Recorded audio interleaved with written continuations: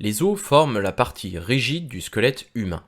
Le squelette humain compte 206 os au total. Certains sont très petits comme les os de l'oreille, le marteau, l'enclume et l'étrier. D'autres sont plutôt grands comme le fémur. Le squelette humain est constitué d'un crâne au sommet, qui est en réalité constitué de plusieurs os fusionnés entre eux. En dessous du cou, on peut trouver au niveau ventral la clavicule et la scapula pour la partie dorsale.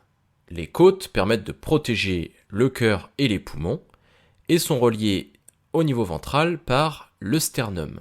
Au niveau dorsal, on trouve une colonne vertébrale qui parcourt tout le buste et qui protège la moelle épinière. Le bras est constitué d'un os, l'humérus, l'avant-bras de 2 os, le radius, qui s'attache au niveau du pouce, et l'ulna. La colonne vertébrale est constituée de plusieurs vertèbres.